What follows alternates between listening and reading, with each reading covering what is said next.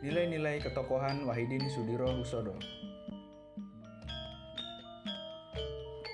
Ini adalah gambar dari Dr. Wahidin Soedirohoesodo.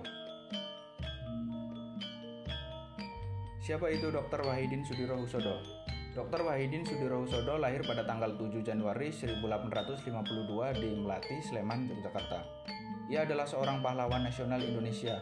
Namanya selalu dikaitkan dengan Budi Utomo, karena walaupun ia bukan pendiri organisasi tersebut, dialah penggagas berdirinya organisasi yang didirikan oleh pelajar School of Opleiding van Inlandse Artsen di Jakarta. Ia juga seorang dokter. Dr. Wahidin wafat pada 25 Mei 1917 di Yogyakarta pada umur 65 tahun. Latar belakang motivasi perjuangan Dr. Wahidin Soedirohoesodo. Dr. Wahidin prihatin melihat penderitaan dan keterbelakangan bangsanya yang tertindas oleh penjajahan Belanda. Dia bertekad untuk melakukan aksi yang lebih nyata dan terencana. Ada dua hal pokok yang diperjuangkan Dr. Wahidin. Pertama, memberikan pendidikan sebaik-baiknya kepada masyarakat. Kedua, menggugah kesadaran kebangsaan mereka. Dr. Wahidin ingin menyadarkan masyarakat bahwa mereka adalah saudara sebangsa. Oleh karena itu, semua harus bahu-membahu meraih kemajuan. Usaha dan perjuangan yang dilakukan Dr. Wahidin Soedirohoesodo. Dr. Wahidin berkeliling Pulau Jawa untuk memberi ceramah tentang cara meningkatkan taraf hidup masyarakat dari tahun 1906 sampai dengan 1907. Ia juga turut menjadi inisiator sebuah beasiswa untuk anak-anak Bumi Putra yang hendak menempuh pendidikan tinggi. Perjuangan Dr. Wahidin tidak berjalan dengan mudah. Halangan muncul dari para priai. Sebagian dari mereka justru melihat perjuangan Dr. Wahidin sebagai ancaman.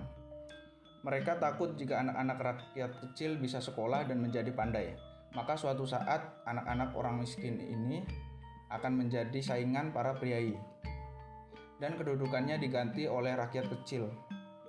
Hambatan lain datang dari pemerintah kolonial Belanda.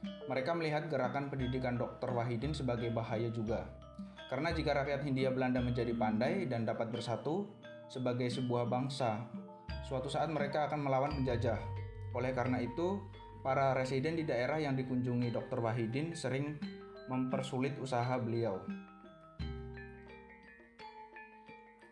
Tidak gentar dari hambatan yang dialaminya, Dr. Wahidin mulai mendekati para pelajar di Stovia di Jakarta.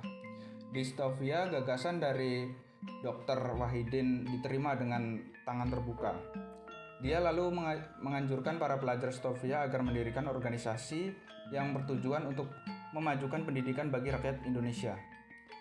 Gagasan dari Dr. Wahidin inilah yang mendorong terciptanya Budi Utomo pada tanggal 20 Mei 1908. Budi Utomo adalah organisasi modern pertama yang lahir di Indonesia. Walau bukan pendirinya, Dr. Wahidin Soedirohoesodo selalu dikaitkan dengan berdirinya Budi Utomo. Pada tahun 1904, Dr. Wahidin menerbitkan majalah Retna Dumilah yang berarti penerangan. Majalah ini bertugas sebagai penyampaian pesan bagi rakyat bahwa pendidikan itu sangatlah penting. Dr. Wahidin juga menerbitkan majalah Guru Desa yang menerangkan pentingnya kesehatan. Tujuannya adalah untuk melawan kepercayaan terhadap dukun dan tahayul yang masih banyak dipercayai rakyat kala itu.